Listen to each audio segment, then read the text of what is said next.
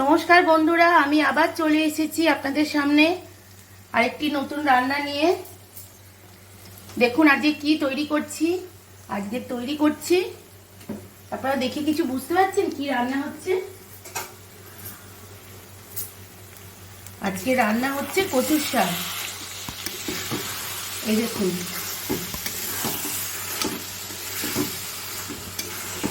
ছোলা দিয়ে নারকেল দিয়ে আজকে রান্না হচ্ছে কচু শাক।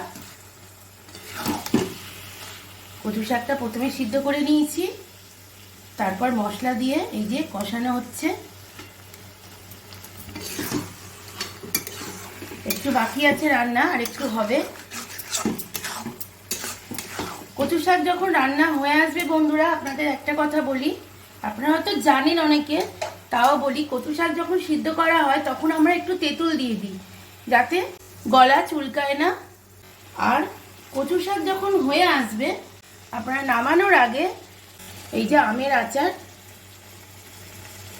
একটু আমের আচার, আম আর তেল একটু কচু শাকের মধ্যে আপনারা দিয়ে দেবেন, তাহলে ওর টেস্ট আর গন্ধ পুরো দ্বিগুণ হয়ে যায়।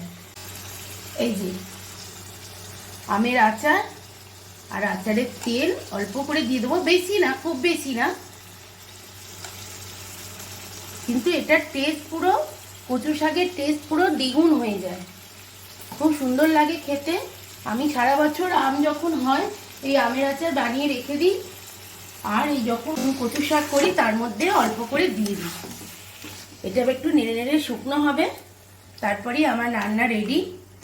বন্ধুরা, আমার এই কচু শাক রান্নাটা আপনাদের কেমন লাগলো, আর কারা কারা কচু শাক খেতে পছন্দ করেন আমাকে কমেন্ট করে অবশ্যই জানাবেন। আমার এই ভিডিও দেখার জন্য আপনাদের সবাইকে ধন্যবাদ। সবসময়ের মতন বলবো, আপনারা ভালো থাকুন, সুস্থ থাকুন, এইভাবে আমাদের পাশে থাকুন।